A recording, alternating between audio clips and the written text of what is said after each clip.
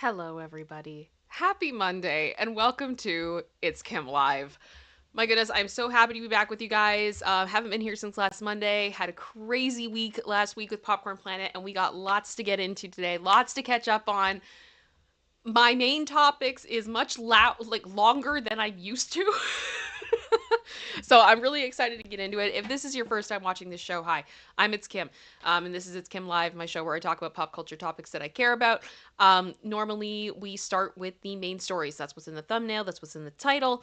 Then we go into a section called Halftime, where I communicate with my beautiful, beautiful community of space angels who are all coming in. It is so good to see you all. Much love to you. And then we have a fun section towards the end called What the What, which is where we look at something from around the internet that is interesting, fun, crazy. I haven't seen it. It is made courtesy of my co-pilot and partner crime producer sister who is here. I don't know if you want to say hi. Hey. So we're going to get into all of that today. And if you're watching on the replay, there will be timestamps available so you can jump to whatever part you want to jump to. And you don't have to watch all of it if you don't feel like it. I do also just want to say thank you so much to General Scott, who has already sent me a PayPal today. It's incredibly kind of you. Thank you so, so much.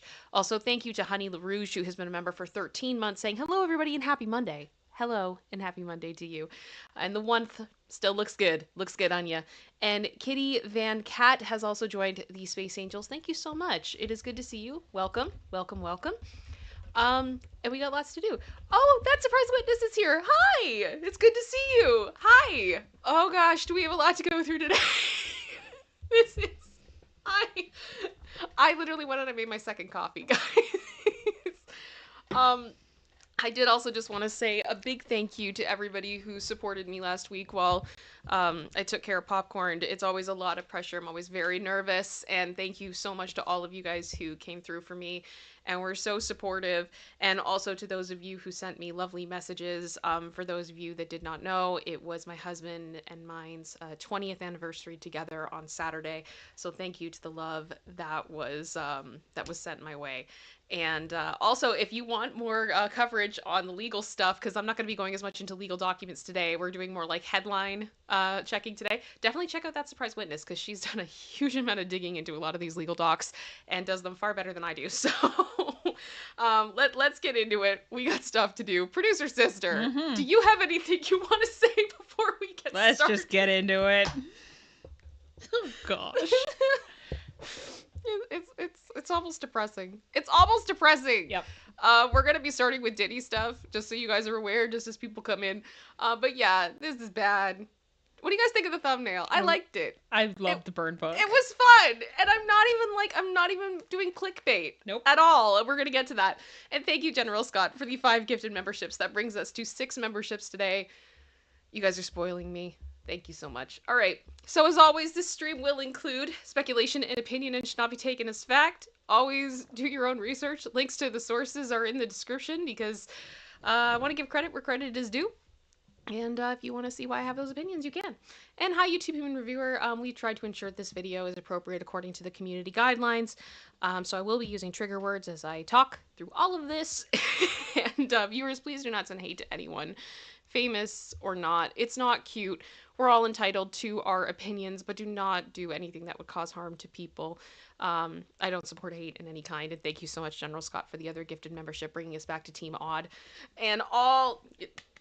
That's awesome. Thank you. I'm like so overwhelmed with everything right now. And all individuals mentioned are innocent until proven guilty in a court of law. All right, so we're going to start with the Diddy stuff. So again, I haven't been on my show since Monday, so we've got like a week to catch up on. So some of this stuff you may have already heard. Some of it you may not have, but let's go through it. Starting with Diddy. Oh, Buttercup, thank you so much for the 10 gifted memberships. My goodness. That's incredibly, incredibly kind of you. Thank you. Wow, okay, I'm getting overwhelmed. My 84K is in full effect. So I am going to be ignoring the chat for a few moments. I will definitely get to all of your support. I'm not trying to ignore you, but it's just my brain's all over the place. So I hope that that is okay. Thank you so much, Buttercup. Thank you so much, General Scott. Thank you so much to everybody who has helped today. You guys are amazing. Okay, so last week, we talked a little bit about Kanye West and Diddy. Because they're crossing paths now. So, of course, we have to weigh in on this.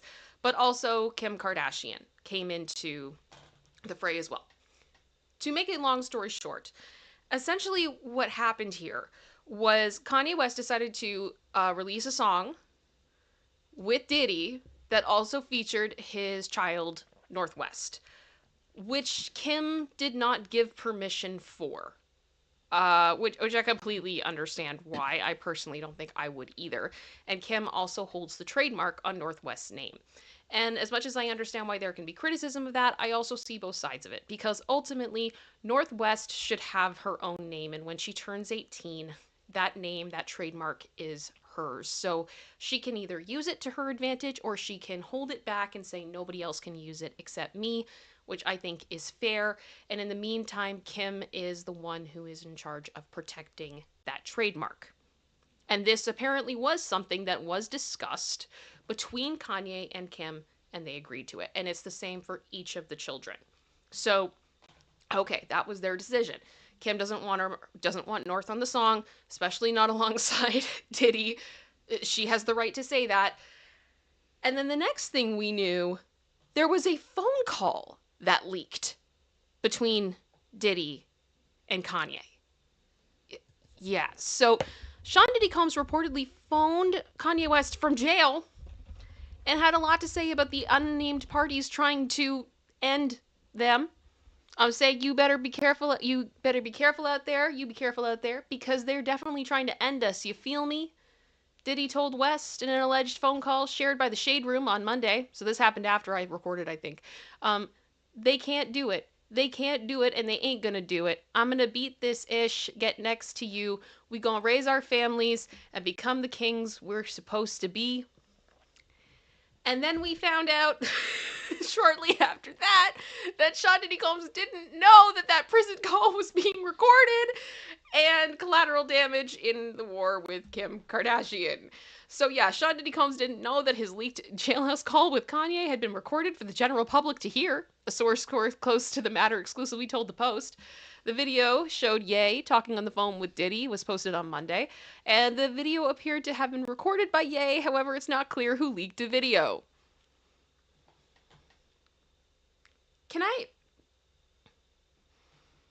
This is a thing that I have, and I'm just gonna put this out there. How many of you guys remember the Depp trial and what we learned about when the press publishes a video and what they have to do in order to do so? They have to get permission from the copyright holder. Who is the copyright holder? The copyright holder is the one who films it. That's my understanding. I'm sure there are probably some technicalities that you could get into, but that's generally the way that it goes from my understanding. So the video of this phone call has Kanye's face at the top of it, like leaning down into the camera. So it's like, I'm pretty sure Kanye had a say in this being filmed.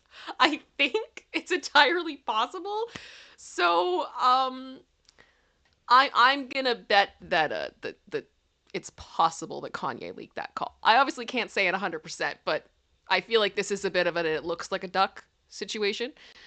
So Puff didn't know it was being recorded, the source claimed, adding that Combs thought he was having a friend call him to check on his kids. While all the prison calls are logged and recorded internally, those records are generally not available to the public. Responding to a social media speculation about the recording's authenticity, the source confirmed the call was real and not AI. On this call with Ye, Combs encouraged the embattled star to have some effing fun and to get behind the mic. He also thanked Ye for taking care of my kids following his lockup in September. Diddy's kids are in touch with Ye, the source confirmed to the Post. Ye extorted Combs' word of gratitude from the recorded call and used them in an opening for a new song, Lonely Roads Still Go to Sunshine, a snippet in which he shared on Saturday in a since deleted post. Ye is doing Ye, the insider said of Yeezy founder, allegedly recording the call, which they said took place last week. Ye wasn't doing anything nefarious, the source explained, adding that the recording likely happened organically. Okay. What? Yeah. Thank you. Yes, because we all organically record Organically. our calls. It's so natural. Regarding like the call being leaked, the insider claimed Diddy is collateral damage in the debacle over Ye's new song. The beef is really with Kim. I would agree with this. So that's kind of where Diddy's in with all of this drama right now. He still has a lot of stuff going on, filings. We're getting closer to the court date. I'm seeing stuff coming in constantly that is sealed or other things of that nature. Trying to stay on top of that. As we get closer, I'm going to ramp up more about what's going on with the hearings as we get closer. But I will say, like, someone like that surprise witness is doing a fantastic job following all the legal docs on that. So definitely check out her coverage on that because she's doing great. But part of the reason I did want to talk about this is just because this Kanye stuff is just getting more and more bizarre. More and more bizarre. And I think it's important that we keep on top of this because I have the feeling that this is going to be a lot of drama for a long time. And it's involving a lot of people now. And I'm just going to show you guys kind of some of what has happened over the past week. Normally I like to go deep into articles and then deep into context. I can't do that because I will be here until Thursday if I do that. So we're going to do kind of a faster rapid fire before getting into the It Ends With Us drama, because I know that's what a lot of you guys are following right now, but I think it's important to go into this as well because I've been following this for a while. So I know a lot of the Space Angels have asked me to follow as well, so that's what we're going to do. Alrighty. To start, last Wednesday, Kanye West decided it was a good idea to attack Jay-Z and Beyonce's children in a social media post. I'm going to have to use a lot of trigger words here. Here we go. Kanye West launched into a social media tirade against his former mentor Jay-Z and Beyonce's 7-year-old twins as the rapper's tumultuous relationship has reached a crescendo. West 47 peddled rumors that the Texas Hold'em hitmaker used in vitro fertilization to conceive Rumi and Sir Carter, while questioning their cognitive development in an X post, which was later removed and then reposted. These are Kanye's words, not mine, and they're going to be censored. Wait, has anyone ever seen Jay-Z and Beyonce's younger kids? They are R-word. He tweeted Tuesday.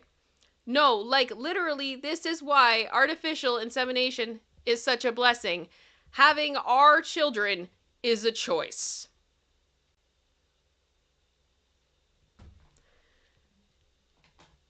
West re-uploaded the post on Wednesday morning with the addition, if Twitter take my ish down, them so be it, but I need y'all to know Jay-Z or nobody have no power over me. Concerning the Jay-Z and Beyonce tweet, N-word said I would regret it. He wrote in his most recent post, I regret taking it down. My Twitter is a one-way conversation.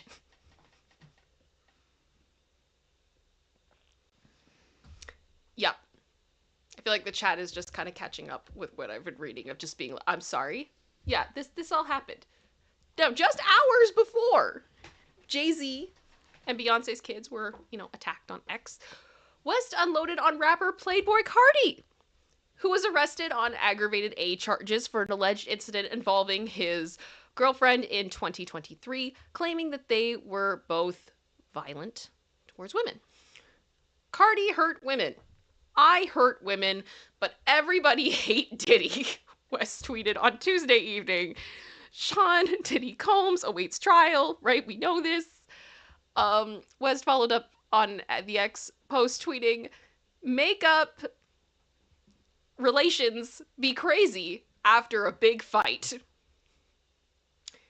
The 24-time Grammy Award-winning artist has also attacked other hip-hop stars in recent days, including Cardi B, Iggy Azalea, and Kendrick Lamar.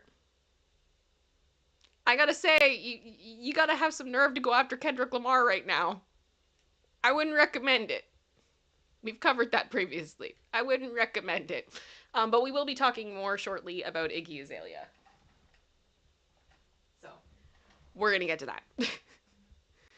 And then, of course, on the Playboi Carti, of course, had to weigh into this after being brought into this drama, to which he wrote, yay, shut the F up. And then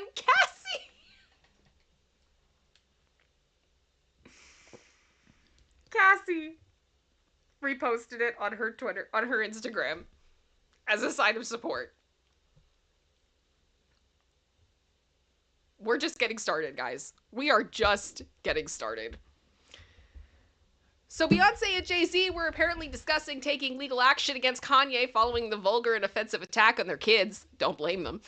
Jay-Z and Beyonce find it shocking that Kanye West attacked their two youngest children in a disgusting, all-caps rant via X on Tuesday evening. A source exclusively tells Page Six that the couple will absolutely not stand for it. After the stronger rapper has spoken about their children in such a vulgar and offensive manner, Jay-Z and Beyonce are aware of the post Kanye has since deleted and are discussing how they want to handle the situation, whether it be privately and or in a legal matter, the insider says.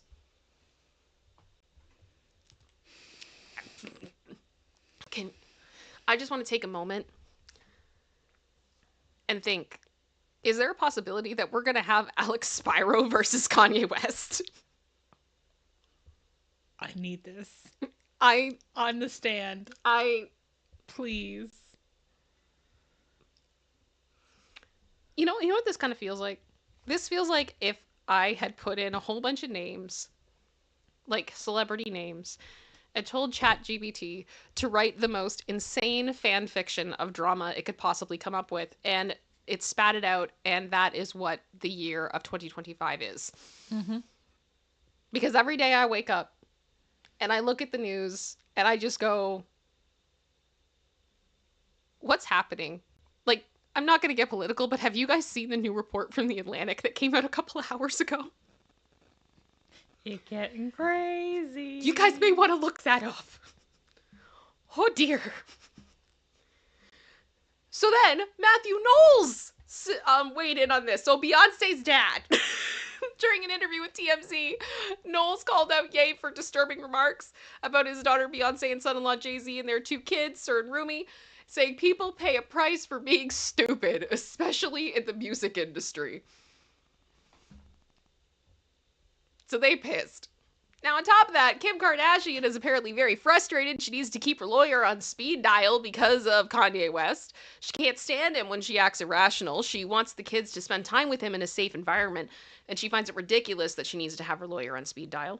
Because again, also, on March 19th, he alleged that Kim and her family were in ex-trafficking ring with kids, referencing North's involvement in an FKA Twigs song and TikTok video.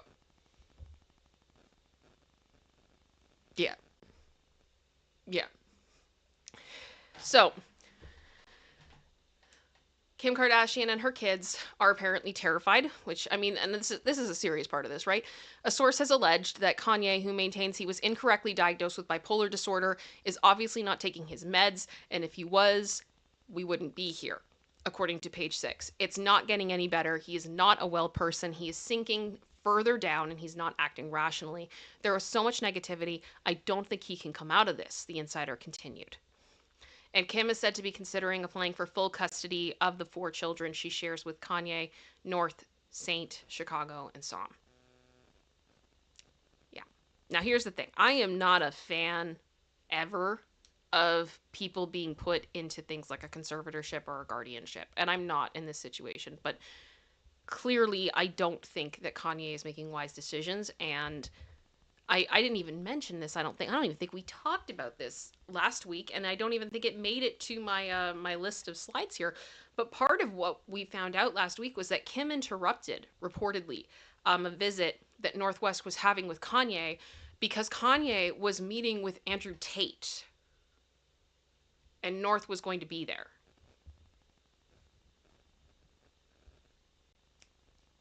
Don't know how safe it is right now for the kids to be around Kanye, and I think Kim might have the right idea at this point.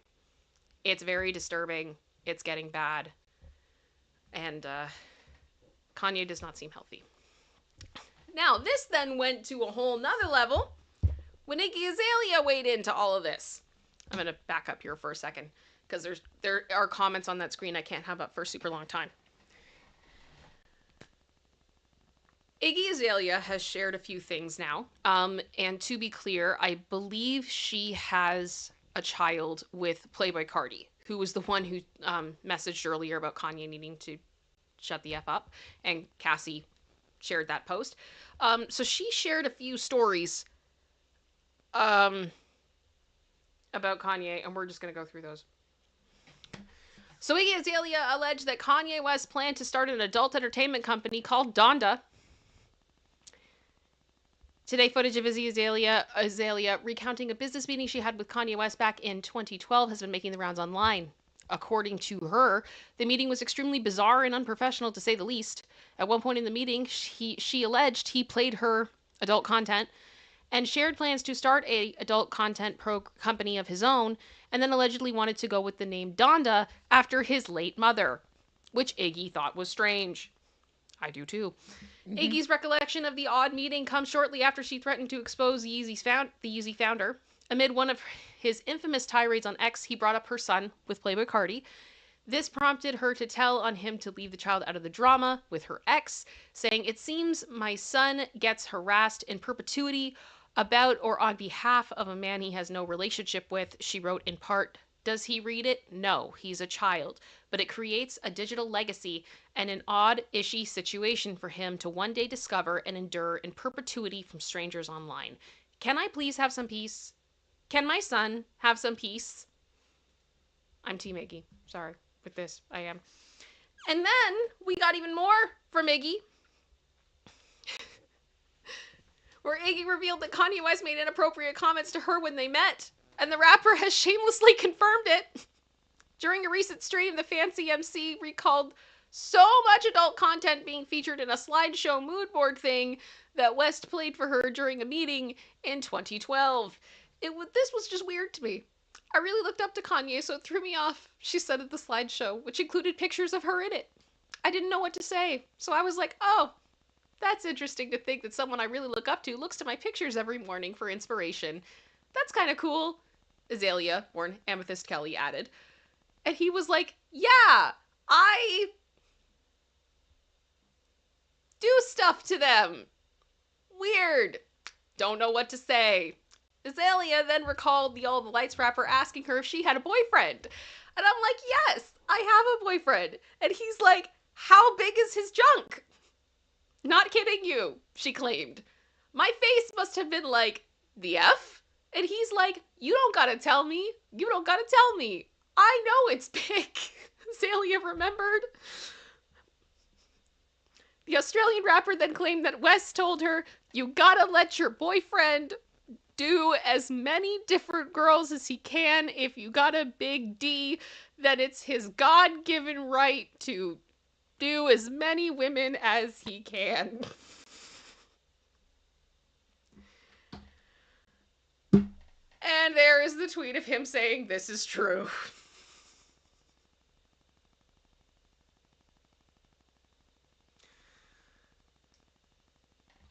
That's the Kanye update for the past week.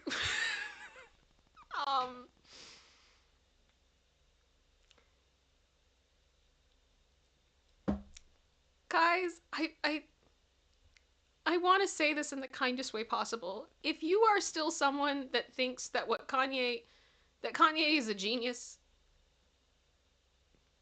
you know, and that we just don't understand him and his genius, I respectfully disagree. Between the anti-Semitism, what he's doing to his family, how he's interacting with other people in this industry, the allegations that have come out about how he treated the children at his school, the other, like, everything, we've passed a point, guys. I don't know what it's gonna take. I don't know what it's gonna take. But this man is in trouble. This man is in trouble, and I am scared for his kids. And with that being said, I in no way think that the Kardashians are lily white. But I am just going to say, moving forward, I am going to be incredibly skeptical of anything that Kanye says. And I hope you guys will understand why. Because there's a lot wrong here. Producer sister, Uh-huh. is there anything you would like to weigh in on at this point before we move on to our next topic? I'm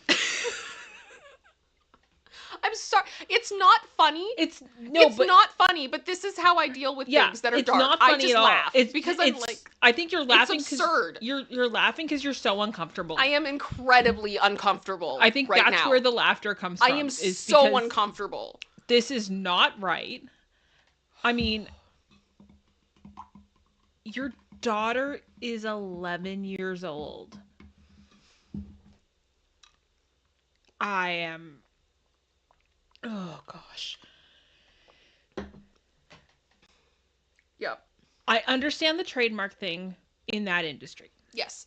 Oh, I'm not upset about that Mm-hmm. because, well, I mean, for no other reason as to prevent someone else from exploiting her name. Which unfortunately, like, we have seen even on YouTube. Oh yeah, people do terrible things like that to try to hurt other YouTubers, and I mean, even just in business in general, people are awful. You've seen it firsthand because, for those who don't know, in Canada we don't have Cash App. Yeah. And people have pretended to be Kim on Cash App. Yep. And take advantage of fans. And I went for on monetary gain. Yes, and I did. I actually, and I mean, it's not trademark, but it's like it's stealing identity and doing things like that. And I literally had like an hour-long conversation with people at Cash App, being like, "You need to shut this down because this is fraud. Yep. I'm telling you right now that I am not there. It's not me. I can't. I'm Canadian." And it was so funny because the guy didn't understand it, and he's going like, well, we could like apply for you to have like the card or whatever. And I said, sure, let's go through the process. And we started going through it, and I'm like, and he's like, oh, we can't do that because of this. I'm like, that's what I told you. So by that logic, it's not possible that that is me. Yeah. It's not me. And people are sending money to it. So please shut it down. So it's like those types of things are important, and I can only imagine the scale that it could be. So for that perspective, I'm good. I am Team Kim there. Yeah. If the report is true about him having his daughter there, and I don't know how many times we can say his last name without getting in trouble from YouTube. So I'm just going to say Andrew. Yeah, let's say Andrew. Was there. Yeah. And your 11-year-old daughter is there. I understand wanting to get her out of that environment. I think that's fair and responsible parenting. Because I don't care. I mean, I know there are some people that are definitely apologists for him, but I don't believe that his content and the things that he talks about are appropriate for an 11-year-old to hear in any capacity. And I also would say I can only imagine what the conversations would be based on what we're seeing Kanye say. Yeah. Right now. So, yeah. I'm just going to put that there. Yeah. Yeah, it's messed up. And to the end of, like, to what you were saying of believing what Kanye is saying. I'm sorry, he's not a reliable witness right now in the context of everything else that's being said and what's coming out of his mouth on his Twitter account and other things. So am I 100% saying these things are false without a shadow of a doubt? We don't know anything. But am I jumping up and down here saying, yes, Kanye's telling the truth and this isn't safe for the kids? No. Producer sister. Yeah. Would you mind interacting with the chat for a moment or two? I just need to check something quickly on my phone. I apologize, everyone. I'll be right back. Everything's okay. I just need to attend to something quickly. Yeah. So I'm just going to duck down here. I'm going to duck out of the window with this. There we go. Okay. Yeah. So it's just like, you can't take his allegations seriously right now. So I just feel so bad for the kids of seeing their dad publicly in this light, for putting Kim in this impossible situation, almost of having to try and protect her kids, but still wanting them to have a relationship with their dad. It's just brutal. Like Jane said, every kid deserves the right to be and feel safe, and 100%. And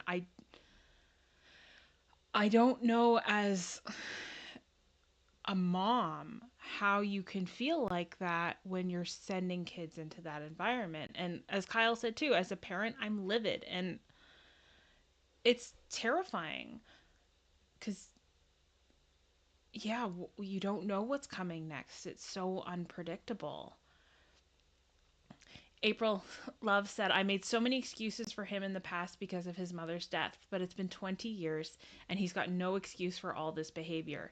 Give the kids to Kim 24/7 and let him get actual help. And yeah, we did see some of, I think that was the big turning point for when a lot of this behavior kind of started to shift, was when his mother did pass away, which is very difficult.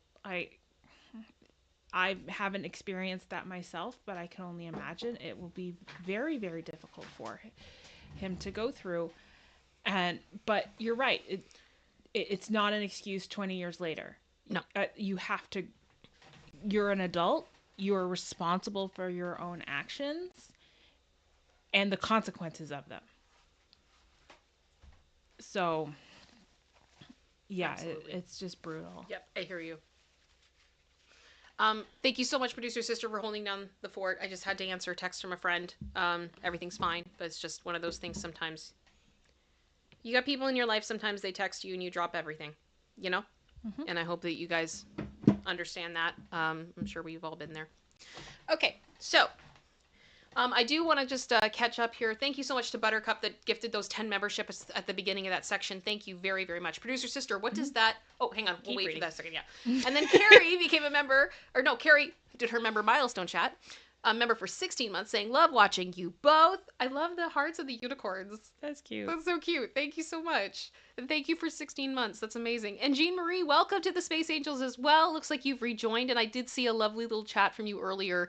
I don't think I can scroll up and get it, but thank you so much for supporting me. I do really, really appreciate it. I also thank you so much to Miga Nala, who has been a member for 1 month. Thank you so much. Thank you for a month of support. I so appreciate that. And I also did want to say at the beginning of the stream, a shout out to Jackie Swan, who's dealing with a personal loss, which are... I don't want to say anything publicly in case she doesn't want everything being said, but my love to you so much. And I know there were so many in the community that we're sending love to. We all are. And be kind to yourself, please. Be very kind to yourself because you deserve it. And my heart breaks for you. So, and I can't talk about it much more than that because I'm going to get emotional. Yep.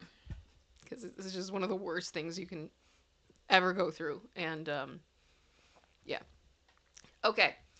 So we are up to date on that front. Producer sister, how many members are we at today? 18. 18. 18. Thank you guys so much. That is amazing. So appreciate that. And again, if you want to support, there's lots of ways that you can do that. You can send it a super chat if you want. Send it a super sticker. You can gift a membership or join membership. I also have a PayPal available.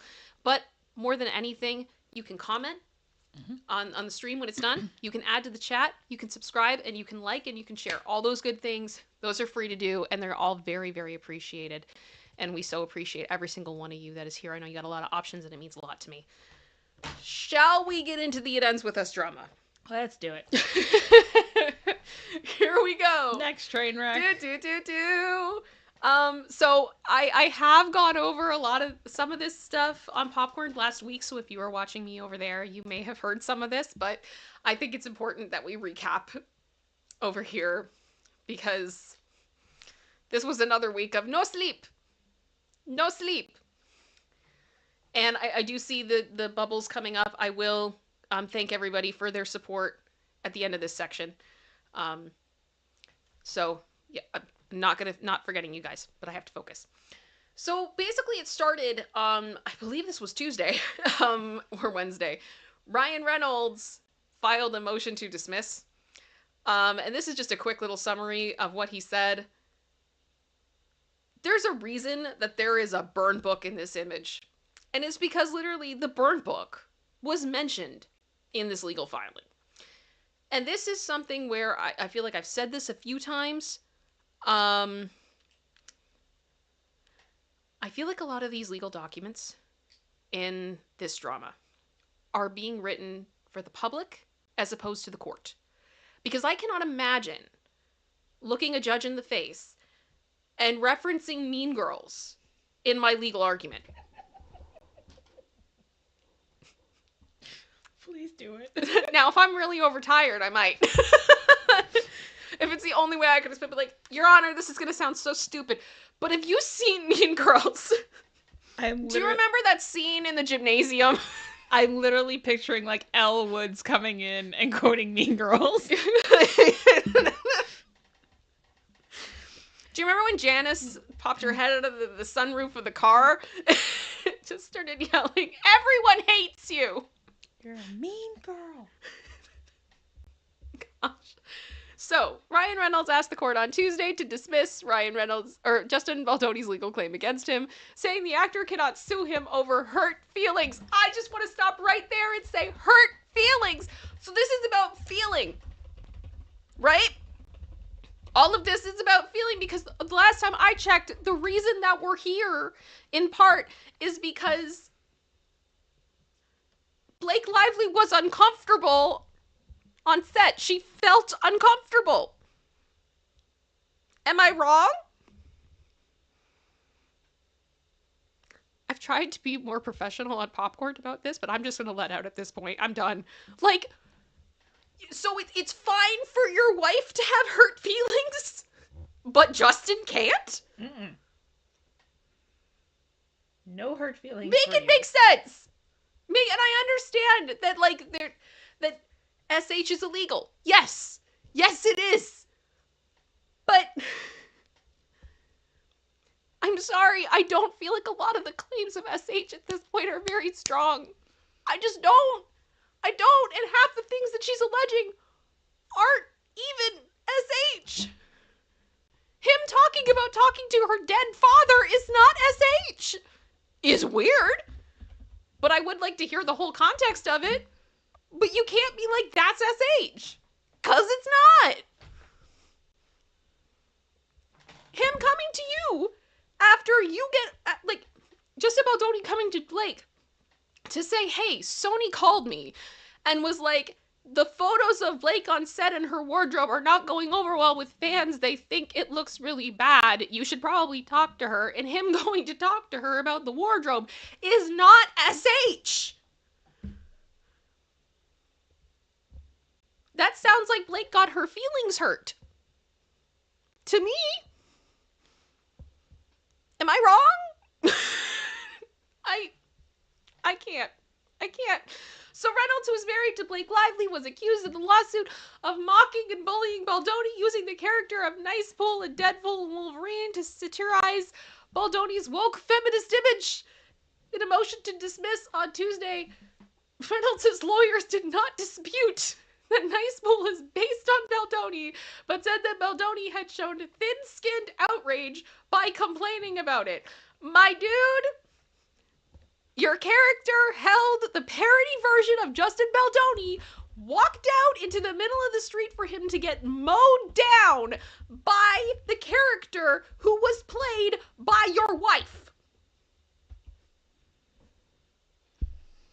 I stand by it. The moment that clip comes out in a courtroom with a jury that is going to have to be screened to not having knowledge of Ryan Reynolds or Marvel or blah, blah, blah, blah, blah, how do you think they're going to react to that? Honestly. Are they going to look at it and go, ah? No, they're going to go, why are you holding this dude as a human shield? He's throwing up blood.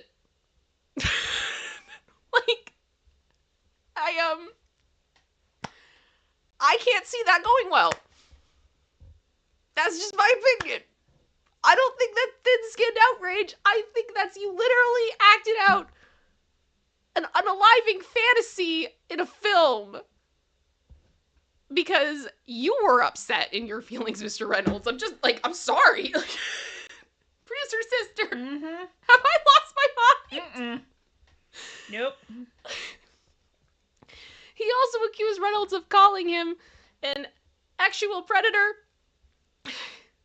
Well, Justin did, accused Reynolds of calling him an actual predator and of pressuring his agency, WE, to drop him. In the motion to dismiss, Ryan Reynolds' lawyers argue it's not defamation if Reynolds genuinely believes it. That's not how defamation works.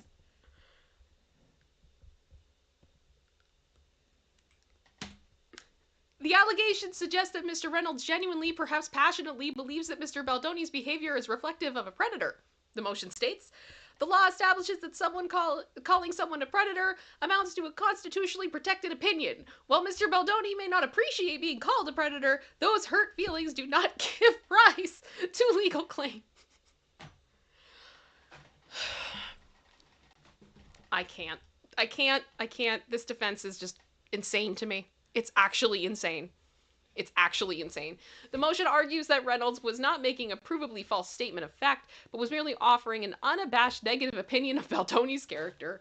Mr. Reynolds has the First Amendment right to hold Mr. Baldoni or any man whom Reynolds believes actually harassed his wife in deep disdain, the motion states.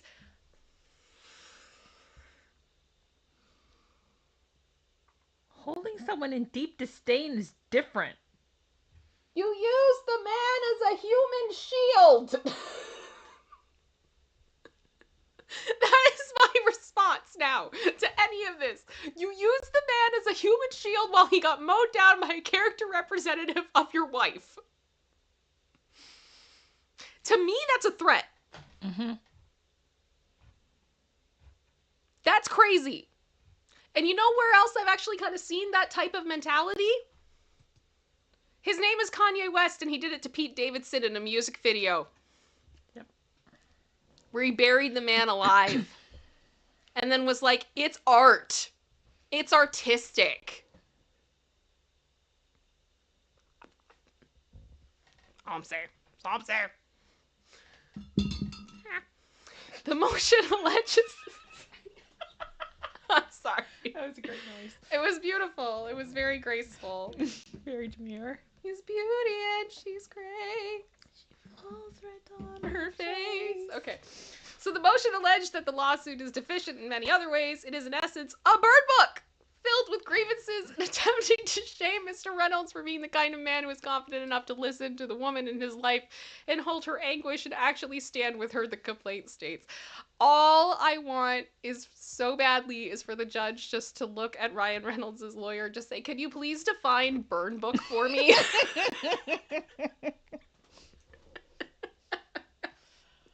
I just want the definition. Yep. And then on March 20th, it began what I'm calling It's Raining Docs. Not men. It's raining docs. And not hallelujah, because I was not sleeping. March 20th. Here is our sequence of events. March 20th, Blake Lively files a motion to dismiss. We'll talk about more about that in a minute. Then there were answers to the amended complaint from Justin Baldoni, Wayfarer LLC. It ends with us LLC. Jamie Heath, Steve Sarowitz, the agency group, Melissa Nathan, and Jennifer Abel. Each of those were separate documents with information. Then we got a summons request from Jennifer Abel to Jones Works, Stephanie Jones.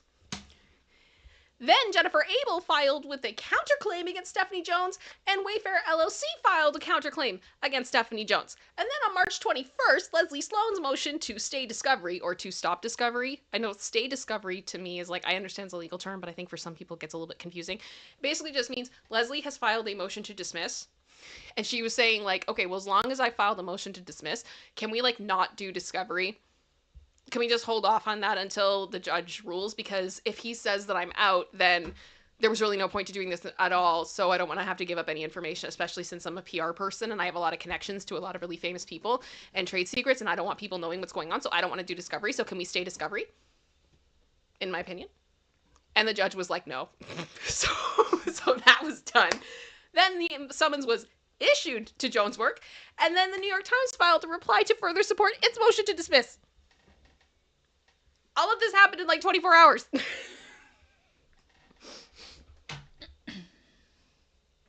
So we're going to do some highlights. Starting with Blake and her motion to dismiss. She invoked a new Me Too law in the bid to throw out Baldoni's defamation suit.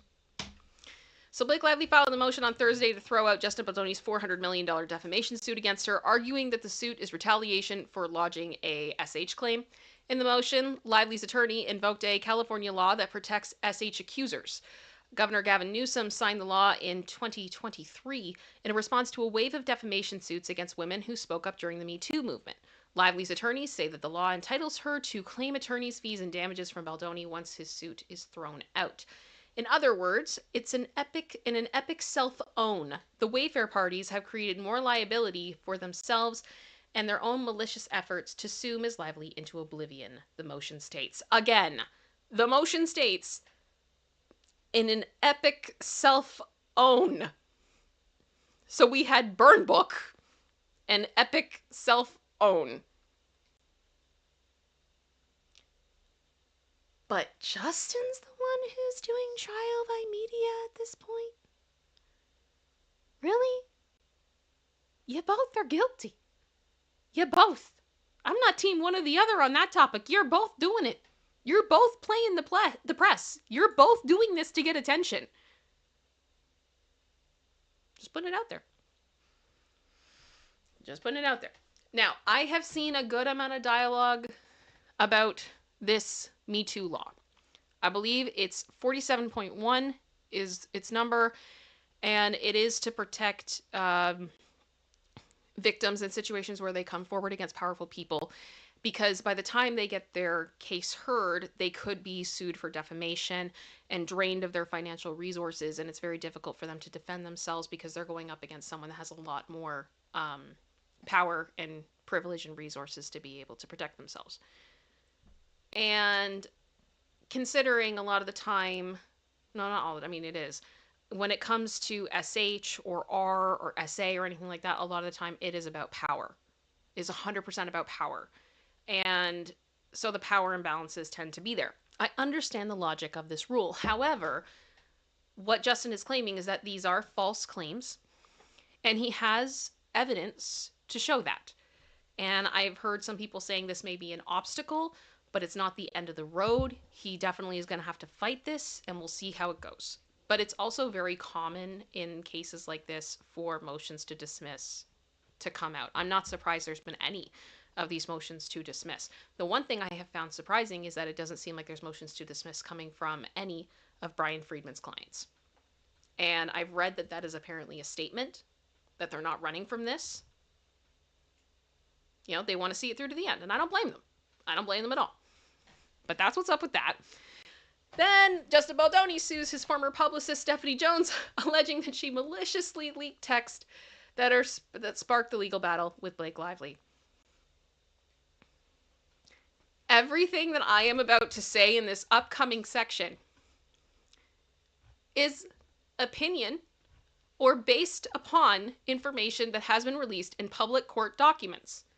I cannot authenticate any of the information that is about to come after this point, and truthfully before, because it's in the court of law. I say this because there are definitely some people in the entertainment industry that are very nervous about Stephanie Jones. And as I have read more about this, I'm definitely getting, for lack of a better term, Lou Taylor vibes. Okay? So I am going to go through what this article says. I am going to read what Jennifer Abel had to say. And yeah, everyone is innocent until proven guilty in a court of law. The latest lawsuit portrays Jones, Stephanie Jones, as increasingly paranoid and rattled by negative press about her in outlets like Puck and Business Insider, as well as on an anonymous website that detailed her alleged treatment of employees and clients. One Puck column called Jones an erratic screamer and reported on a client exodus that included Dwayne Johnson and Lauren Sanchez. The complaint claims that Jones, who was relying on a psychic, then plotted a revenge campaign against client Baldoni and partner Abel, as they both announced their plans to exit JonesWorks. So essentially, for those of you that have not been super up to date on this, JonesWorks is a PR firm. They represented Justin Baldoni. Jennifer Abel worked for JonesWorks under Stephanie Jones at her company. And Jennifer Abel handled Justin Baldoni's account. This is my understanding and my opinion of what happened there. Justin wanted to remain with Jennifer. There was some conflict. It appears that perhaps it's possible Stephanie Jones acted in a way that Justin did not want her to. And there was some conflict. There was some conflict. And this is part of what this dispute is. Now, Jennifer Abel has tried to paint a picture of what it was like working for Stephanie Jones. Literally in her document, which is document 36 in her lawsuit, and I have the court listener link to Jones v. Abel in the description of this video. You are welcome to go and take a look at those court documents as well. It is underneath, Lively versus Wayfair, and all of those documents. So they're separate cases, but they are absolutely related. Part of what I think a lot of what I'm seeing in this lawsuit is, again, I think as much for the public as it is for the court, to really illustrate how toxic and scary at points this work environment became. Stephanie Jones is allegedly the person who took Jennifer Abel's phone, which Jennifer is claiming was illegal for her to do, extracted the text messages, and then those text messages appeared in Blake Lively's CRD complaint, which then ended up in the New York Times. All those text messages, many that have been claimed to be out of context. This is a huge part of this case. It's possible that these texts may have been obtained illegally. And that's a big part of what this lawsuit is about. I have read that there was a subpoena for the text messages, and that's how they were acquired. Although in the new lawsuit, Brian Friedman, it seems, is alleging, I believe, that there was no subpoena. I don't know what that means if the text messages were not if they were not obtained in a legal way. Does that mean they can be thrown out? I don't know. Is the damage already done? I have no idea. But it's a lot. And this, I will say, if you guys really want to have a full spectrum understanding of this case, you cannot ignore the Stephanie Jones part of it. You just can't. And I've noticed a lot of the press is ignoring it. Because again, Lou Taylor vibes, and I'm trying to be careful, and I'm not trying to demonize anybody or slander anybody. I don't know if any of it's true. This is just what's in legal documents and what's being reported. Okay? I don't know any information one way or the other. But I'm going to read you guys some of what Jennifer Abel has alleged in this complaint. I'm pretty sure we're going to go into some of it on Popcorn tomorrow during the live. It's going to depend on... what else breaks, because at this point, I feel like every hour things are changing. I've literally in the Diddy case, in the time that we've been live, 2 sealed documents have been filed. So, I don't know what's happening with the news. But we'll go from there. So here we go. Trigger warning to anybody who's ever been in a hostile work environment. Within a few weeks, it's called Abel's Tumultuous and Traumatic Tenure at JonesWorks. Within a few weeks of Abel's onboarding, JonesWorks faced a mass exodus of employees in their New York office.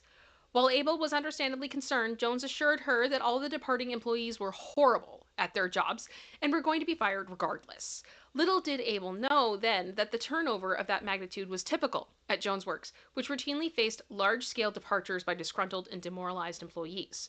What Abel did quickly realize was the morale amongst JonesWorks employees was outright abysmal, and that such departures were invariably acrimonious, and that departing employees and current employees alike were extremely tight-lipped and fearful of engaging in any sort of discussion about their experience at JonesWorks. Notwithstanding the continued large-scale departures from Jones' Works' New York office, Abel quickly became the leader of the California operation. Within 2 years, Abel had grown the Los Angeles headcount from 4 employees to 12. All the while, Abel wore an array of hats, working tirelessly without a commensurate increase in compensation. By Abel's second year, Jones appeared to be deteriorating. Abel began to harbor increasing concerns about her mental stability and ability to manage client and employee relations. At around this time, Jones started making FaceTime calls to Abel and other employees at notably odd hours. Jones's communication frequently tracked through the night into the next morning, suggesting that she had not been sleeping at all. Concurrently, and likely repeatedly, Jones became noticeably paranoid and irascible, I think is the word, often accusing Abel and others of plotting against her.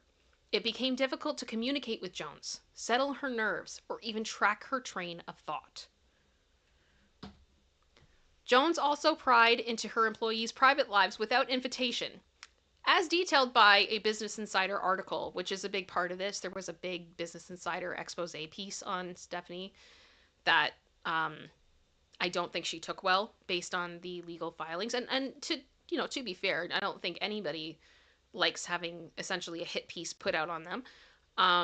But this piece from Business Insider went into great detail from anonymous sources that were terrified of Stephanie and talked about the horrible things that had happened to them.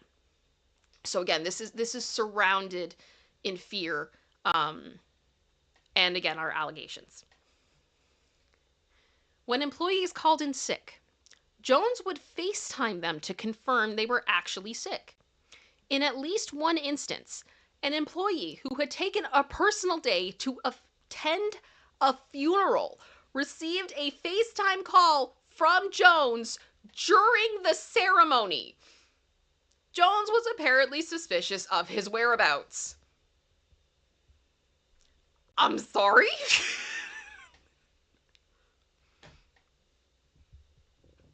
If this is true,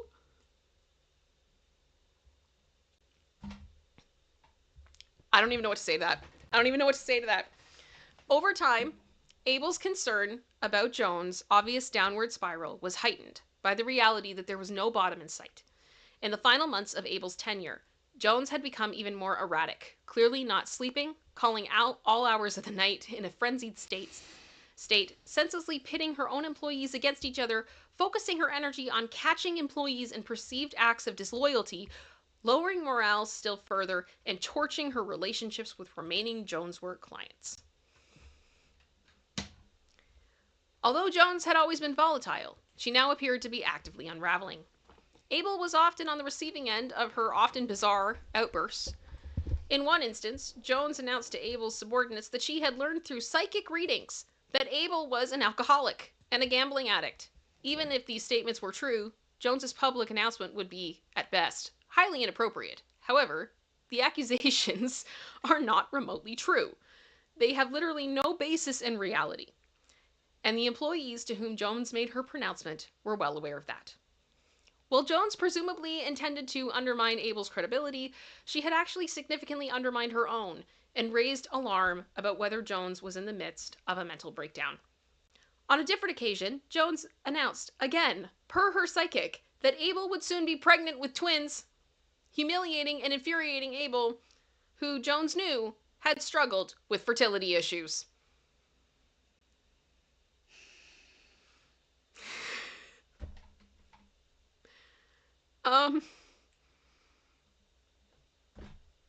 That's a part of it, guys. And as we are now, gosh, how long have we been streaming? Over an hour. Normally we're through our main topics within 40 minutes. I could go into much more detail about all of these legal filings, but this was essentially everything somewhat that was released in those 24 hours.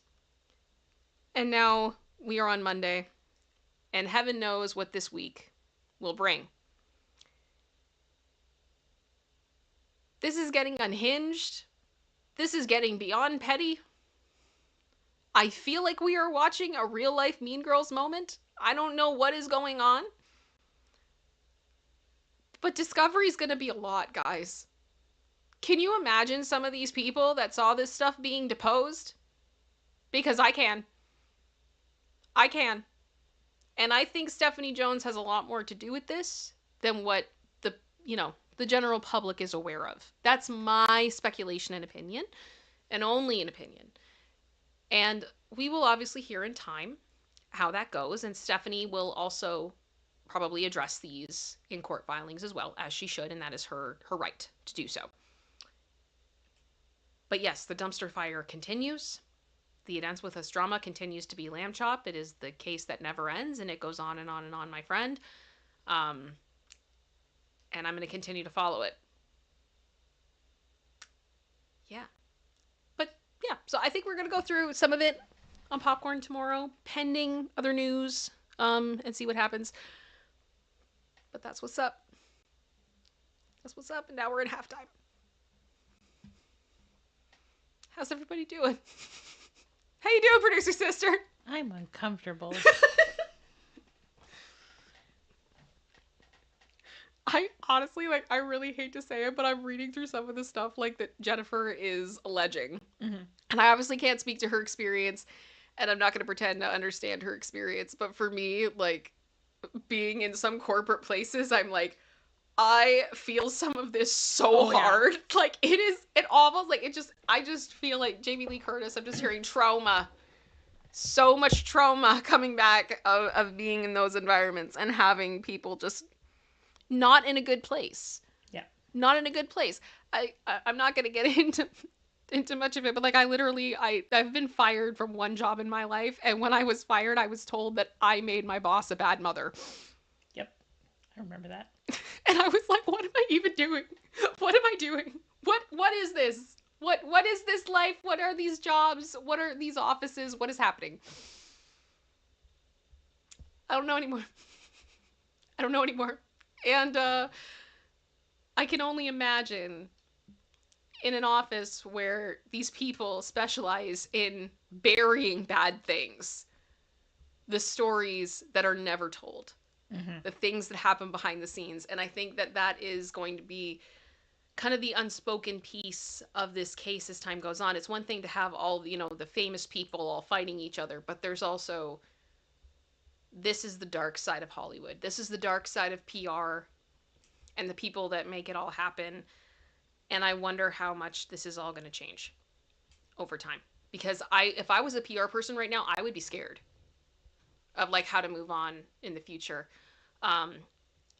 Because you don't want to end up in a mess like this. Right? Mm-hmm. So it's a lot. And I think this is where the big questions are, does this get to deposition? This one in particular. Because it's going to hit the fan. Yep. Well, it's there's stuff, the thing is, Stephanie Jones represented The Rock, for example. It sounds like there's involvement with Jeffrey Bezos. There's all this type of stuff. So, got powerful people up in here. Very powerful people. Kyle, I'm sorry, I love this. We all need name tags where it says, I am uncomfortable. I agree. But the thing is, too, I look at, they named The Rock in that lawsuit. Yep. That he left because of some of this madness. Oh my gosh, you're right. Could he get deposed? Could The Rock get deposed? Is he going to get pulled into this now? What is happening? He was named by name. Is that grounds for him to now be deposed? You're not wrong. I kind of just had a Ben Shue moment with Kate Moss of being yes, no. Oh my gosh. Okay, I'm seeing requests for Lacey. I will ask Lacey. Lacey, do you want to come say hi to everybody? And and by extension, how many other people, famous people that aren't even mentioned yet, could be pulled in? Potentially. Sorry. Oh, you have bed face. You're getting your hair cut tomorrow. The fluff will be disappearing. You have anything you want to say to everybody? Just sigh and yawn. Yeah, I know. It's been a lot. Yeah. You've been giving Mummy many judgy looks as I look at paperwork. Being like, how is there still more? You're supposed to be looking at me. Yeah. You have anything else you'd like to say? Or are we good? Okay.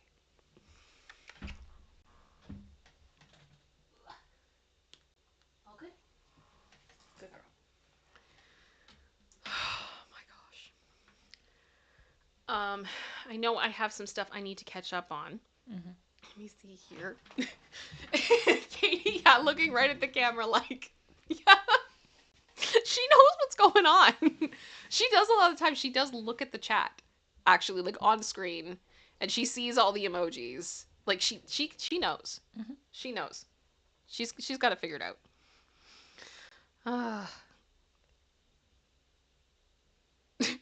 Wancho just said, Rock Dwayne Johnson won't set foot in a courtroom if he's not being paid $30 million for an appearance. I mean, but if he's subpoenaed, if normally he's yes. subpoenaed. Yeah, no. She doesn't. Jay just said that she likes looking at herself. She doesn't so much look at herself. Like, the camera is here. The monitor where I can see myself is here. And the chat is over here. And a lot of the time she does look at the chat, and she'll look back here, and she'll look at the chat, and yeah. She goes back and forth. Okay. I need to catch up on the things you guys have sent in. Thank you so much for your generosity today, guys. It's been incredible. I so appreciate you. Lizette, welcome to the Space Angels. Thank you so much for joining. I so appreciate your support. Thank you. King Bob gifted a membership. Thank you, sir. I'm assuming that was probably to get us back into T-Mod at the time. Kind of. True After Dark sent in a $5 super chat. Looks like it's your first one. Mm-hmm. Thank you so much. That's an honor. Saying doing a great job. I appreciate that. Thank you very, very much. And the like count on that is insane. Is that a mistake? I think it might be.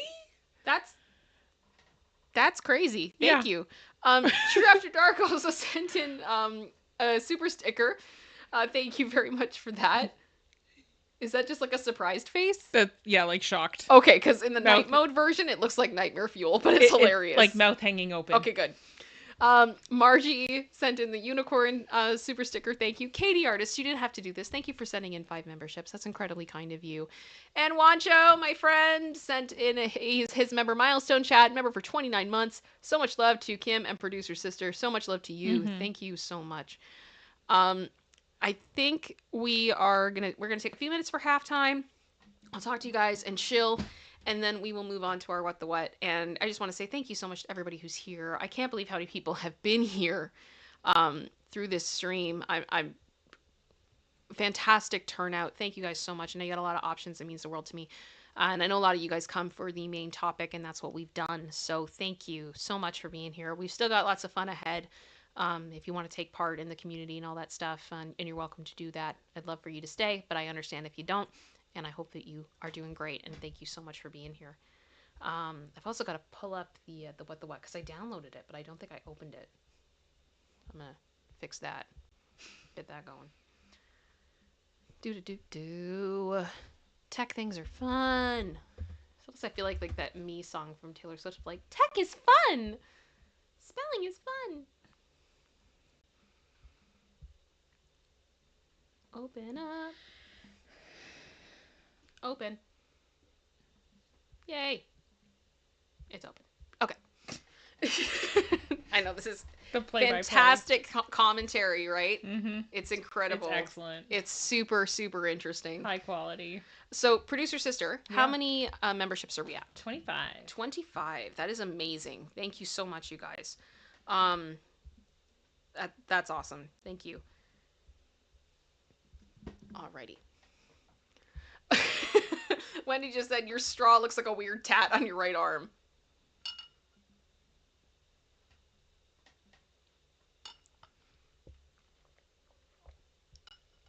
It's good coffee, though. It's good coffee. Yeah, we do. Katie's right. We need a What the What today. We need a What the What. So we got 25. You guys have been incredibly generous. I'm super duper happy with that. Thank you very much. We do have a What the What. I usually leave this open. I'm interested to hear your guys' opinions on the stories this morning. I know, or not this morning, this afternoon, wherever you are, whatever, time zone it is in your location. With Kanye, with the It Ends With Us drama, anything that really surprised you, anything you want me to dig deeper into, let me know. Because I feel like kind of when we have these days where there's so much news, sometimes it's hard for me to be able to narrow down specifically what is the most important. And what I mean by that is what people find to be the most important. Because sometimes the things that get my attention are different than other people. Like, for example, when we're talking about the subpoena issue with Stephanie Jones, until I see proof that there's a subpoena, I don't believe there's a subpoena. At this time, I am of the belief that there is no subpoena, as I have not seen said subpoena for that phone. And if there's no subpoena for that phone, then the texts were obtained, arguably and potentially, in an illegal form. Allegedly. I don't know what that means for the rest of the case. I don't know what that means for Blake Lively's filings, for the New York Times, for everything in between. But it's a big part of this. But I've just kind of been assuming up until this point that, yeah, there's no subpoena. But then I'm seeing this come out and everybody's going, it's about the subpoena. And I'm like, I thought we had already established there was no subpoena, as we have not seen subpoena. I was more shocked by the stuff that Jennifer was saying in her filing, as far as like, Stephanie was calling people at funerals. Like, that was new to me. That was new to me. So I think it's interesting. Maggie the dog, Kim, please help me find a husband. Oh, if I had a winning combination for that, I'd let you know. I think my husband and I are both weird people, and we found each other at a young age, and we held on to each other, and we worked really hard on our relationship, and we're still together, and that's basically the bottom line of it. We were both weird kids, so that's all. I wish I could give you more than that. I really do. But please don't spam the chat. Please don't spam the chat. And I did want to ask, because one thing I did say when I did talk about that on Popcorn the other day, there were some people that were commenting that I looked too young to be in a relationship for that long. And I mentioned that it's like, well, thank you. It means that my skincare routine is working. And then people were screaming that they wanted me to drop the details of my skincare routine. Long time ago, I did a Get Ready With Me. It's in the members only section for Space Angels. And my routine has changed, as it always does. It always is evolving. So what I will say is I'm going to do a poll. And I'm going to ask, do you want me to do another Get Ready With Me video, which would go over all of that? Now, this would likely be members only.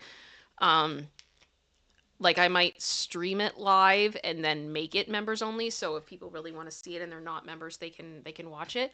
But it's not really consistent with my regular content, and it could hurt me in the algorithm. So I don't really want to leave it up publicly. I hope that is understandable. But let me know what you guys think. So, okay, we're getting a lot of yes. Okay, I can do my best, and I'll see what I could do. Because those are fun, but also I'm not an expert. They're more informal, just hanging out. I don't know if this is the way you're supposed to use it, but this is how I use it. Yay! Yeah.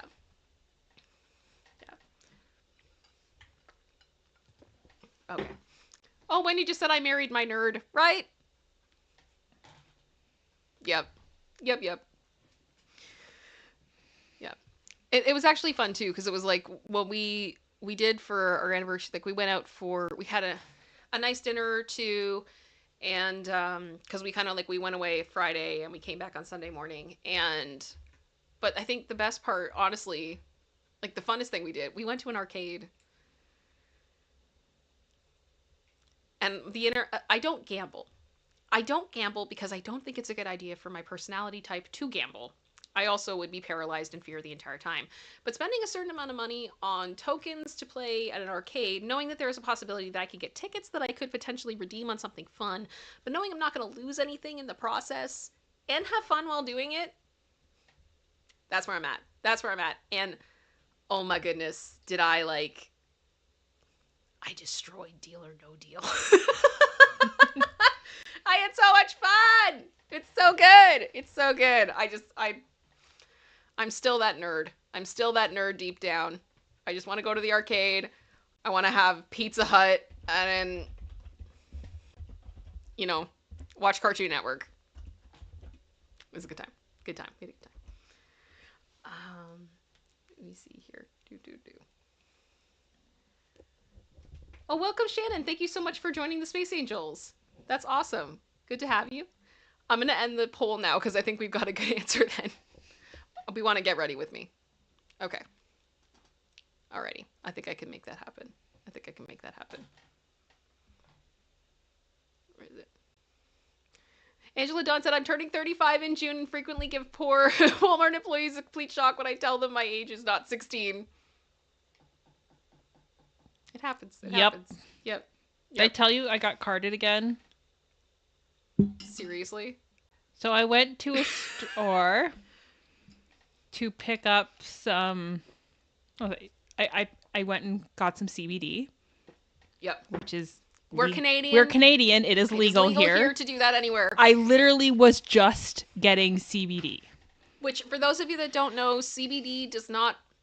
It has no psychological effects. It doesn't make you stoned. Fully got carded. Again. I'm like, are you kidding me? Yeah. When does it stop? You know what? The day it stops, we cry. I go. The day it stops, we cry. Still. But we go, we had a good run. We did a good job. I'm like, it was just CBD. It'd be that way. And that was like 2 weeks ago. Oh, Christina, I'm just said, who are the 9% of you who don't? Probably people that have no interest in makeup or skincare. Oh, Lisa Boo, yeah, CBD good for a lot of medical issues. Exactly. Yes, and if it is available to you, do some research. Look into it. Do some research, because I can tell you it was a game changer for me. Yep. Game changer for me. Oh, Shantae just said it stopped for me when a couple gray hairs popped up. I like gray hair. Gray hair's cool. Yeah. Kyle, I haven't been carded since I was 15. Aww. Kyle! Oh, I'm sorry. This is funny. Oh. Oh, Katie, I just read your comment. We need to talk about that. Yeah. We'll talk about that privately, if you're down. If you're down. That seems really weird. I'm interested to hear that, though. I really am. Was something else Was something up with it? I don't know. But honestly, though, I mean, there are people that it just doesn't work for you. And if it doesn't work for you, it doesn't work for you. And I don't want to be that person that's like, harassing people about it. But I will say one thing that drives me nuts when people talk about the green is when people try it, they have a bad experience, they write it off entirely. And then when I talk to them about their bad experience, it's like, well, what did you take? And they don't know. Yep. And I'm always like, it's not an apples to apples comparison by any means, but there is a difference for a lot of people about the way it is for them if they have a beer, for example, or if they take 9 shots. Yeah. You got to know what you're taking. And you got to understand what you're taking and why you're doing it. And like where are you getting it from? Like, yeah, we have dispensaries in Canada, stuff that is regulated by the federal government, so you know what is in it. It is sealed, so if you're buying something that doesn't have the seal on it, you probably shouldn't be taking it, because you don't know for sure what's even in it at that point. So there's a lot of different regulations now in Canada when it comes to that stuff to help protect you. So That could be a whole nother stream in and of itself. that would definitely be a members only stream. Yeah. With heavy disclaimers that I am not a doctor. Yeah. But it was regardless. It's for those of you that don't know, my husband has chronic health issues, particularly with chronic pain. And for a long time, while they were trying to figure out what was wrong with him, they would not prescribe him anything to help him with the pain. And so that meant that my husband was in agony for months on end. And I finally reached a point where I was like, I can't just leave him like this anymore. And I got as educated as I possibly could on what we could do using cannabis in Canada to help my husband. And it has been a game changer. It has been a life changer. And that is why I am so passionate about it, because my husband still has a lot of struggles. He can be day to day. And but the thing is that one of the most effective things for him to help him is that, hands down. And it makes me sad for people that don't know that that's an option, that struggle with the kind of pain that he does, because I don't wish that upon anyone. It's horrible to watch. So that's why I'm passionate about it, and I hope that that makes sense. Alrighty. Well, shall we do what the what? Shall we laugh?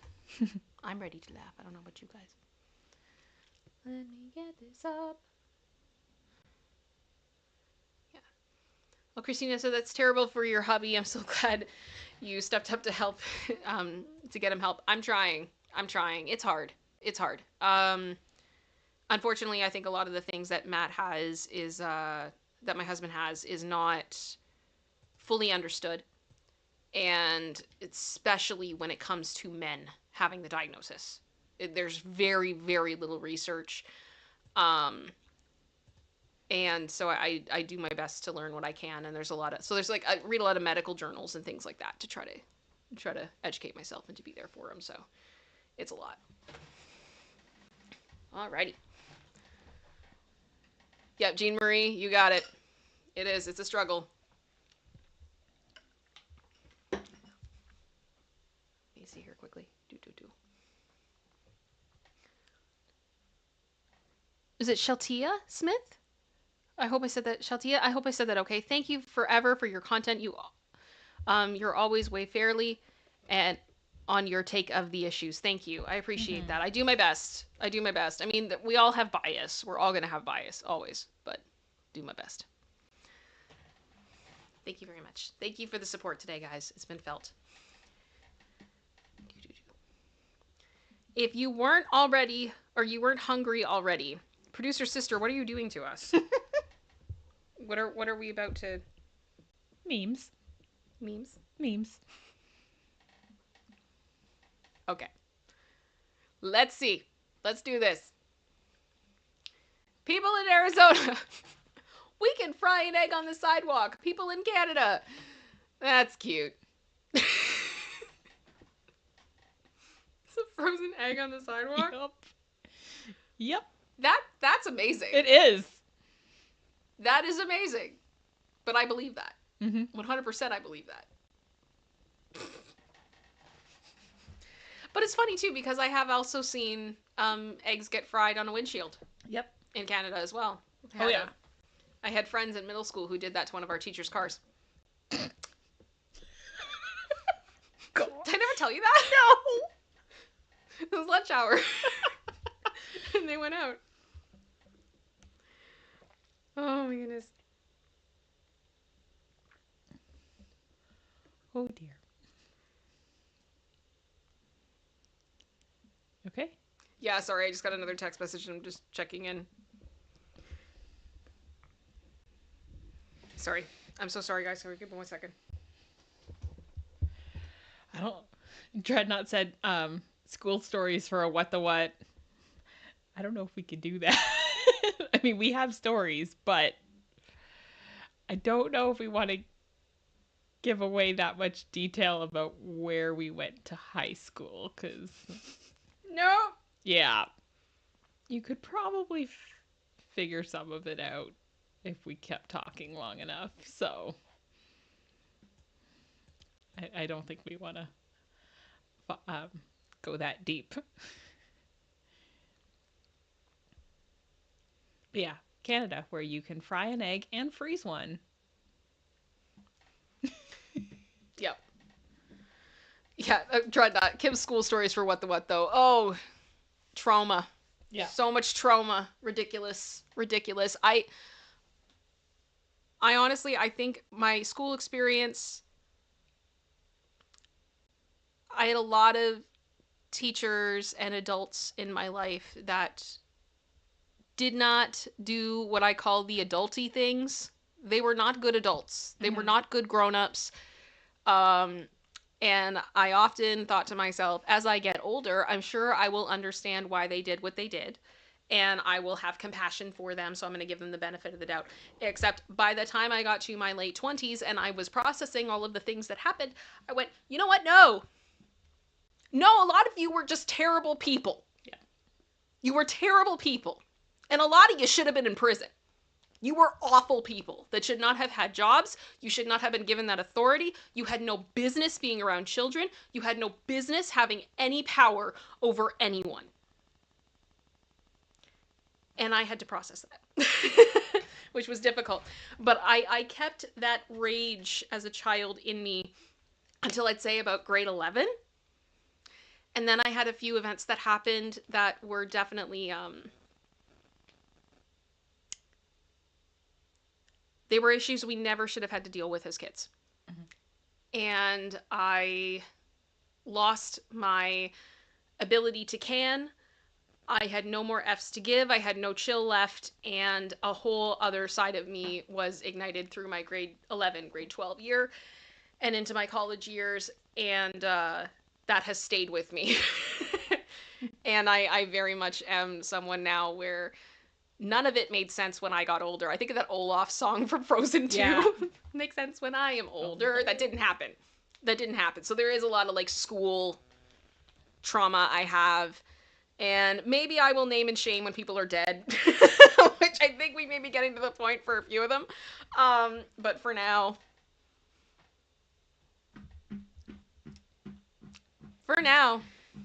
Yep, for now. Anywho. Bros hurt. Party size for the pancake fix. WTF do you mean party size? Who's having pancake parties and why have I not been invited? I want to go to a pancake party. Is that like a thing? We can make it a thing. Do people make different types of pancakes? We did like a waffle party. We did.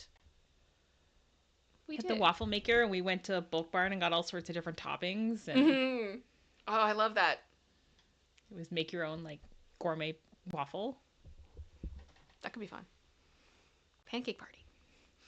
Stop what you're doing immediately and look at this happy onion. Oh my gosh! It does. It has a little happy face. It does. That looks like an emoji. It really does. Like a happy onion emoji. Oh my gosh, she's so cute. Does anyone want a happy onion emoji? He's so happy. He has layers. Yep. Layers of happiness. Yep. Just peel them back. I've always wondered what those holes in pizza boxes were for. Well, they're supposed to be for ventilation, but this works too. Although I don't know how you're gonna fit the pizza slice through the hole. Kitty will figure it out. I believe in Kitty. I believe in the kitty. Oh, it's cute. A short story of betrayal. Oh, I feel that in my soul. What is that?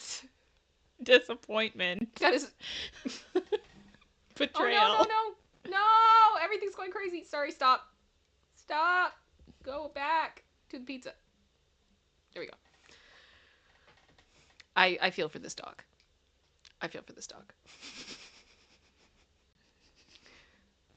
Me, I hate broccoli.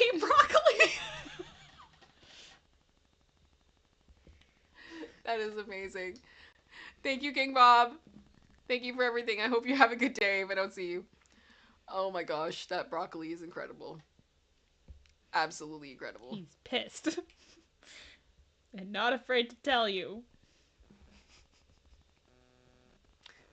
He's got a point. Cheese is just a loaf of milk. Yep. Oversimplified, but not wrong. Oversimplified, but not wrong. Revenge of the Broccoli. Dreadnought, thank you. Me when hungry.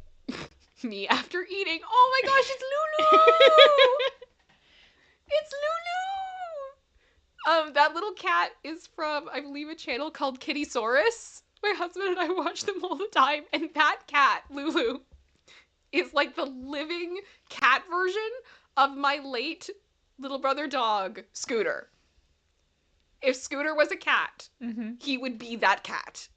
I'm not kidding. It is like we have like it's a moment for us every time we see that cat. We're like, it's Scoot. The way they move, Yeah. everything. Temperament, food, all of it. Lulu is like a little Shih Tzu in a cat. But I love this. It's also an accurate representation of my husband. Describe this image. Hangry is a thing. Hangry is a thing. Me, stop playing with your food. Oh, the drum set looks great. I love it. They did a good job. That's awesome. That's fun. I'm not mad about that. Throwing away extra sauce packets that I got with fast food. Putting them in a drawer with the other 20,000 I already have.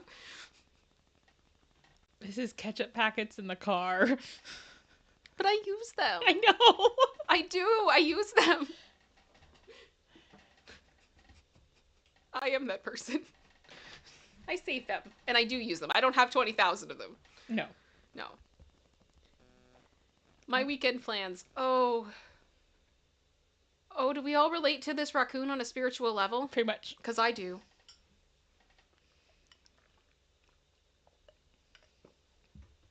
I do. The pizza, the reading, the coffee, the bed rotting. Yep. Fantastic. Fantastic. Does anyone else relate to this raccoon? Yep. I'm gonna actually ask.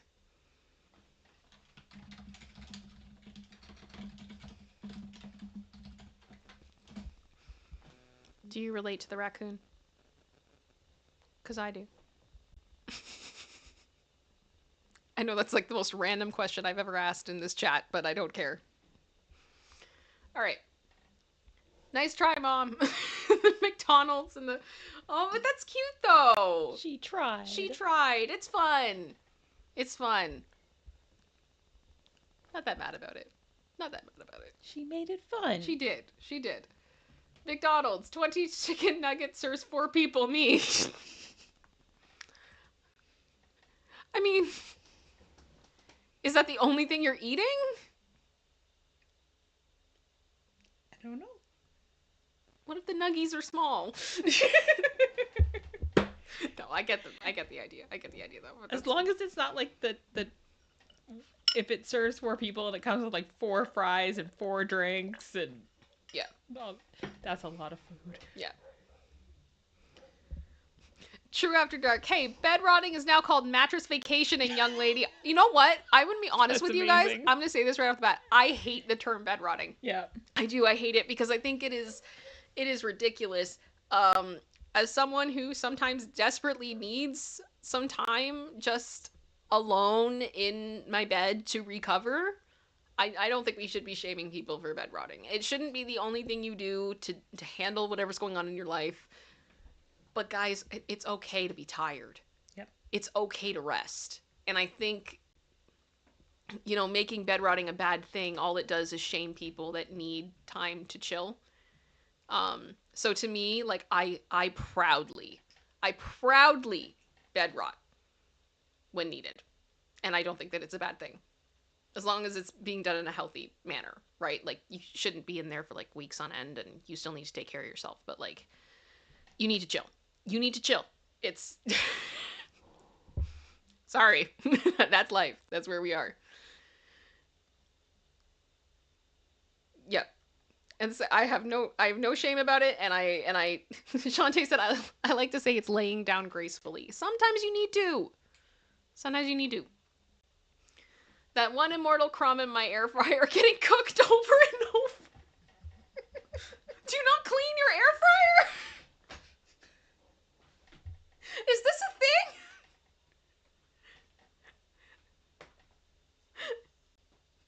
Producer sister. Yeah. Is this a thing?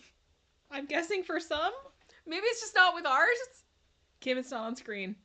No? Oh no. This one. That one immortal crumb in my air fryer getting cooked over and over. I mean, we have the I'm so sorry, guys. I fixed it. I'm so sorry. Like, we have a Ninja air fryer. Yeah. So, like, the whole thing comes out to clean. Maybe it doesn't work that way. I don't know. Yeah, My maybe apologies. there's different ones. Oh, and we also have The liners. like silicone baskets that go in. So highly recommended. yeah, they're awesome. Highly recommended. I got like a kit to go with it on Amazon, and it came with little racks and a silicone like liner that's the same size as the air fryer basket. So you like the bottom of the air fryer and the sides for the most part don't get dirty. Yep. You just put the silicone in the sink and wash it, or in the dishwasher. Much easier. Much easier. No, I won't need a grocery cart me 10 minutes later. This is why I always grab a cart. Always grab a cart. Always grab a cart. I just put my purse in it and I go, that's fine. I'm gonna lean on it. Worst case scenario. When you turn on the kitchen lights at 3 a.m. Oh! I've never had this experience. Thankfully. I hope to never have this experience. Picky A's like love Ninja. Yep. 100%. Let me see here. The tomato I took off my burger watching me put ketchup in it. Ketchup and tomatoes are different. They are. I'm not a big fan of tomatoes. I don't mind cherry tomatoes. And I like ketchup. But I don't like just having tomato. Missing out. I just don't. I don't.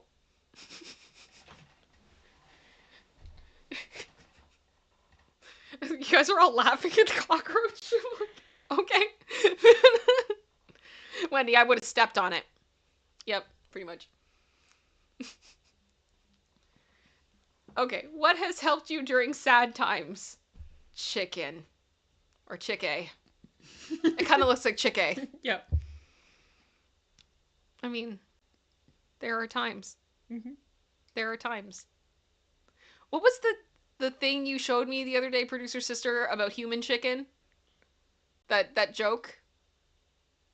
Oh, yes. It was a reel on Instagram about a kid.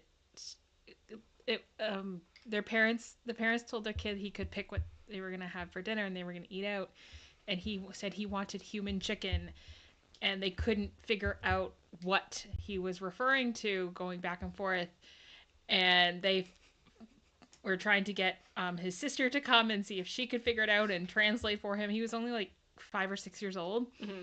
And they eventually just started bringing up I get the image. So local chicken places around to see if he could point out the picture. And it ended up being KFC. Because while most of us look at it and see the head with the bow tie, he looked at it and saw the head with a stick figure body. So it was human chicken. I'm gonna move it over and show you guys. Yeah.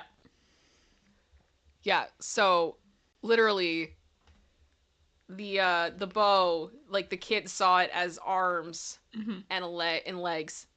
So it was human chicken. And that's what he wanted for dinner. It was a moment. Yep. It was a moment. We were laughing The pretty kid's hard. not wrong. Like, I get his logic. I get it. I'm glad that the little sister figured it out. Well, she was like just... Or the older sister. Yeah, the older sister said bring up the pictures. Yep. Human chicken. And the dad was hesitant to like Google human chicken. Yeah. He didn't want to end up on a list. Like, he literally was like, I'm not Googling that. I'm not Googling that. Fair. I don't blame the man. Me, don't cook, you've already eaten, Grandma. Okay, love, just a snack, Grandma.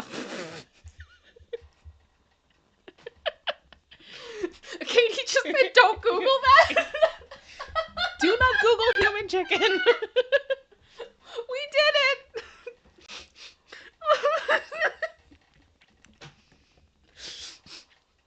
We did not, but this is very true. Yeah. This is very true. Oh, it gets to a point sometimes it's like, I can't. It won't go anywhere. Stop feeding me. Stop. I accidentally fell asleep when my cinnamon rolls were in the oven and woke up to beautiful modern art. They're not wrong. That actually looks sick. Yep. They were in the oven a long time, though. Is it okay now? I kind of want to make goth cinnamon rolls. There you go. Can we do that? And like while they're cooking, we'll just put like a speaker of the Black Parade. Yeah. So as they're born, they just hear, when I was a young boy, my father took me into the city. Never have I been this disappointed in my life. Oh, the fries! That's mean. I know. That's so mean. That's so mean. I'm always serious about fries. Don't mess with me and my fries. They're just talking about the meat. What? A good... I don't want to read this. I don't want to read this. They had to make a sign. I'm going to let everybody else read it because I don't want to say it because the internet is forever. Stop laughing. I'm uncomfortable.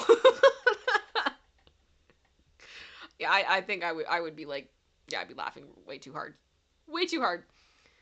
The cheese when I try to take a bite of pizza. Oh dear. Oh, don't take a picture of the guy in the bathroom. Oh, it's so weird. Like, step on it and be like, bro. Bro. I don't like that. Poor guy. No more cakes for me. This is the new standard of my birthday now. Chicken wings. It's awesome. It helps. It's awesome. It helps you get through some tough times. You know what? This has been established. I love the term that tradition is just peer pressure from dead people. Mm-hmm. Like, you should do, like, for stuff that makes you happy, like, just do it. If you don't want to have cake and you want to have chicken on your birthday, then do that. Yep. Who cares? It's not your that birthday. serious. It's not that serious. Whatever makes you happy. It's your birthday. If that's what you want, that's what you want.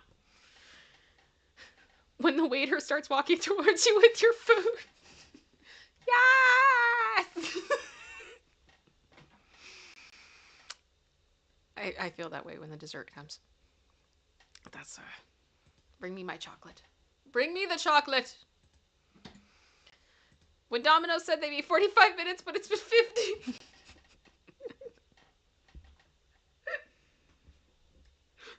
Oh my gosh. Should I tell the skip the dishes story? Or the Uber Eats story? Sure. For those who don't know, Domino's is a pizza chain. Yeah. If you don't have Domino's where you are. So, while I was away on my anniversary trip, we got into our hotel room. Wasn't the greatest, unfortunately. The hotel had marketed that they had done a huge update. So the rooms were new. We got an old room. And I had to order a few things for the room to fill in some of the gaps, including things like hand soap. And one of the other things I did was I ordered from Uber Eats. I asked them to go to Walmart. I ordered forks because I'm not a big fan of the eco-friendly forks. I would much rather have an actual fork. And I kind of just realized, I'm like, okay, we're gonna be getting a lot of like takeout food. And I need a fork. So in this order with Uber Eats, I put in that I wanted a fork. This Uber Eats person, literally told me through his substitutions that there were no forks at Walmart. The entire store of Walmart had no forks. I don't believe him. That's fair. The whole I was fuming. I was absolutely fuming. I'm like, what do you mean you can't find a fork? They have a whole houseware section with forks. There are adult forks. There are serving forks. There are children's forks. There are forks everywhere. Why? Why? This is the first person I have ever given a negative Uber Eats review to. Even the dude who drove up my front lawn. I did it. At least he brought me the food. This dude couldn't find a fork. Shannon, that's amazing. What? He gave no forks. He gave no forks. And I'm like, stop it. No, absolutely not. So I was the queen in this image, waiting for my order, being like, why were there no forks? I award you no points. Nobody. Bartenders for no reason. Creative, but why? At least, like, with the bar, it's kind of like, ooh, cool. This is like, oh, yeah. Dangerous. The bar, it's almost performative, I think.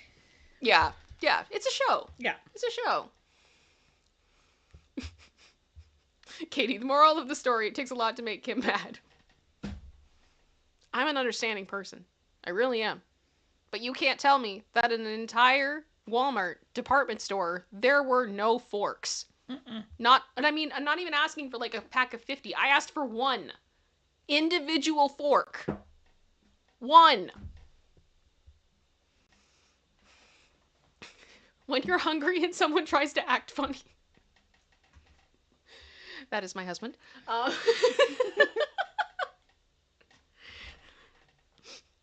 Lena, are you sure it was not a Walmart from Jacksonville? It was not. It was not. That was outside of the delivery zone. Sleeping next to someone you love makes you fall asleep faster and it produces depression and helps you live longer.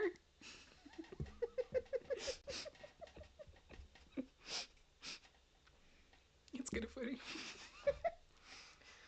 Oh.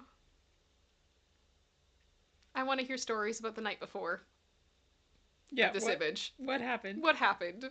How did we get here? How did we get here?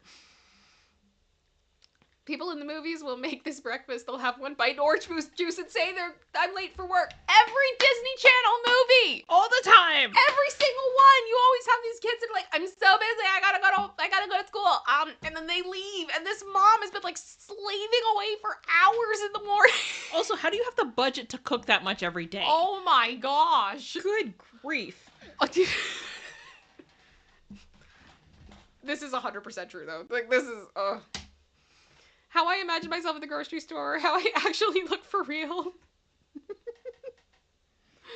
Oh my goodness. That's... I try not to. I try not to. When the pizza man said he'd be here at 5 and it's 5:01. Fork delivery dude. Fork delivery dude. This was me. 100%. Me after trying not to enter a food coma after a full meal. Oh. I hate that feeling so much. I really do. It's not fun. But the cat is great. What has happened to this cat? He's seen things. He has. Do we need to get this cat help? Cat does not seem okay. Cat does not seem okay. Trauma. Bye, Gunner Girl. Thank you for being here. Hope you have a good night. Yeah, Shantae just said, if I cook that much, we're eating on that all day long. Yeah, yep. Exactly. Yeah, like... Oh, it's multiple days worth of food. Oh, yeah. This is how my food looks like when someone asks me to share.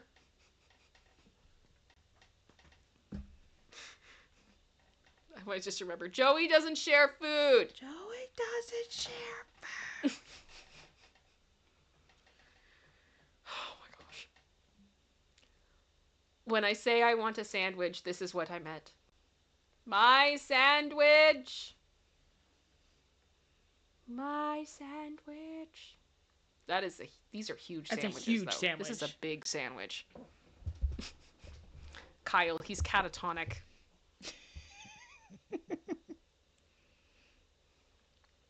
Well played.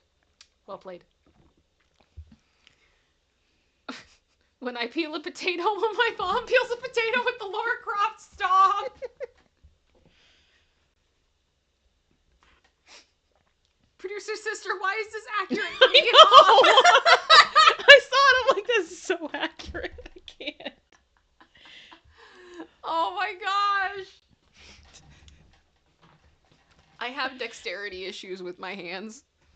And if I write for too long with a pen, or like I carve something for too long, like a potato, like I peel them, my hands can start to like have little spasms, and then I can't control them at all anymore for the most part. So, also part of why I was very invested in using computers at a young age, because I didn't have that same problem with typing, and like I have an ergonomic mouse for that reason, and I can use it for long periods of time.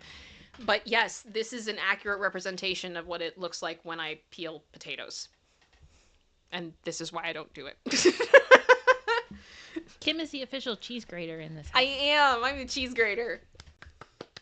Because I could do that because it's big, and I could just grab it and you know, push it across the blade, and it works. Staying home saves money. Me. Hee hee.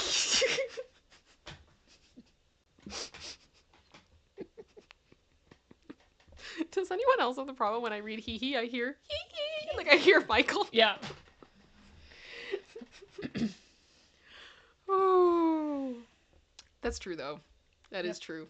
That's delivery is dangerous. Carbs are bad for you. Yes! I'm a carby girl in my carby world. Yay! Carbs are not your enemy. They are not. I say this as someone who's lost a good amount of weight. They are not your enemy. We need carbs. Yes, Kyle, I am great at it. I'm great at cheese grating. Thank you. I want a pizza Barbie now. Why does she have antlers? I don't know. Do you see that? Yeah. Like, I have no idea why. do Barbies have antlers? Apparently this incarnation does. I feel like someone's going to take that and clip it out of context and be like, do Barbies have antlers?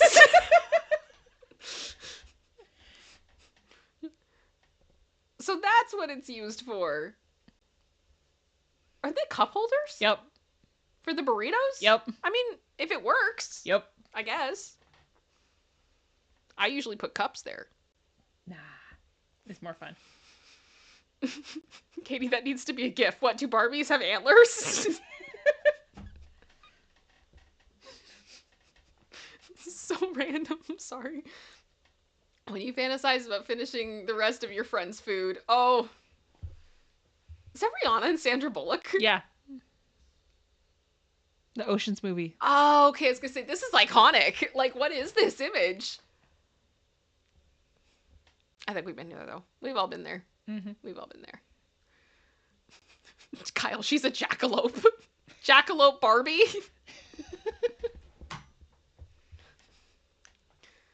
Pizza Barbie. And that's it. There we go.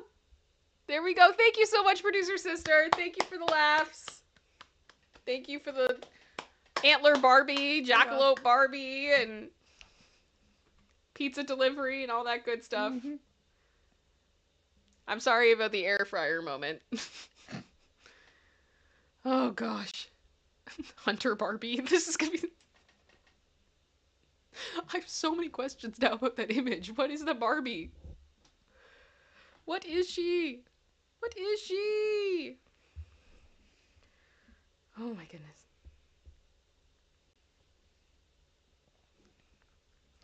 Alrighty. Well, guys, we got a few minutes before I gotta shut the stream down. We usually go for about 2 hours, and we're at 1:56, so we are in last call. And now is usually when, if you want to send in any last minute support, now is the time. You guys have been very generous today. Thank you so much. If you want to ask me anything, now is a good time to do so. And we can hang out for a few minutes before we log off and end today's stream. So, um, Funko Barbie, Jane. I mean, I think there are Funko Barbies. Mm-hmm. Yeah. It's Barbie's new skin in the WoW update. Thank you, Kyle. Oh gosh. Barbies are great. I love Barbies. No Muppet Barbies. No. What do I feel like this becomes like? This should become like a What the What that we just search like random Barbies. Does this Barbie exist? Does it exist? Muppet Barbie. There's an Elmo Barbie. There is an Elmo Barbie. I will give them that. I will accept Elmo Barbie as an entry.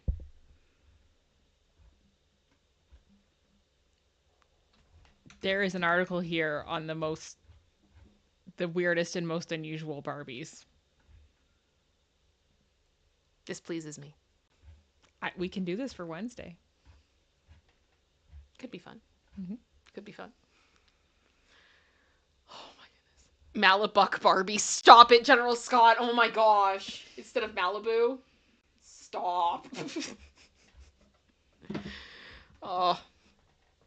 Let me see here. Is it True After Dark? Oh, thank you. I'm here for it all with the popcorn. Thank you so much. Thank you. Thank you, guys. Oh. What? Oh, dear. Oh, did you find something? I'm just looking at the random weirdest Barbies. I mean, I kind of went through the other thing I will say I absolutely love, and I would love to do a What the What on this someday if you guys actually were interested in it. Mm-hmm. I follow somebody on Instagram that does taxidermy Furbies. What? So they take Furbies and they customize them. Oh, yes. Into works of art. Yes. And some of them are still functional. Some of them are not. Some of them are truly impressive. And some of them are just deranged. And I love them. I also follow another person that makes stained glass Furbies. They make me smile. Exactly, Katie. Art. It's a good time. It's a good time. But I will say the taxidermy Furbies definitely give one of Katie's favorite things, which I'll play now. It's fashion meets... It's fashion... It's... Excuse me. And believe it or not, there is actually a lot of demand for them. So if I was to go for any of these taxidermy Furbies, I would have. Insufficient funds. You ain't got no money. Ooh. Legit. And they deserve to be paid because they are works of art. They are absolutely art. Let me see. Katie just said, so is Pizza Barbie fashion? Yes. 100% yes.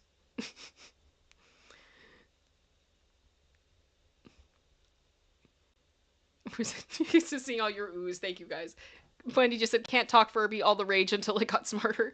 You know what? I think they're such a strange little thing, and they're such a phenomenon. I'm not even mad about it. I'm not mad about it. I think they're iconic in their own way. They're so demented, little gremlin thingies that they are, and they make people happy. They're weird. They're kind of scary.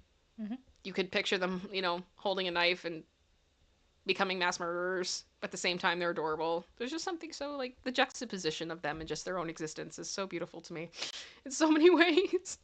Mm-hmm. Ooh, Jane said goth Barbies. Oh, I'm sure there's lots. Custom dolls, too, are always quite fascinating. I don't know. That's kind of one of those things that I watch when I'm sick. I don't know about you guys, but, if you've got things that you just kind of, weird things you watch when you're not feeling 100% and you just need to, fill time and not really pay attention, love watching people make custom dolls and all the stuff that they do with that, because it's truly fascinating, and it's just such an art form that I think is so underappreciated. And, I literally have a custom Britney doll here. By Britney Custom Dolls. which you can find on TikTok at Britney Spears Dolls. And you can also find them on, is it Britney Spears Custom Dolls on Instagram, and the work that they do is incredible. Absolutely incredible. And it's just the redoing of the hair, custom outfit, everything is just the things that people can do with their hands. They're little and intricate that I could never. I just find so fascinating. So fascinating. Megan, the terrifying little demons that spoke even with the batteries out. Mm-hmm. They're coming for you. Some of them I think were a little, there's something going on. There's something going on. Uh-huh. Something going on. Well, you guys, I think I am going to wind down the stream. Thank you guys so much for being here. Much love to all of you. I think it was a great stream. Had a lot of fun, a lot of laughs. Thank you for putting up with me. And I hope to see you guys again later this week. I'll keep you guys posted. And much love to you all. I'm going to roll the outro. Producer Sisters, anything you want to say? Just thanks for coming. Let us know if you know any weird Barbies or other random food cravings you're having in the comments after the stream. Yeah, it'd be great. Thank you so much, you guys. We're going to roll the outro. Bye, everybody.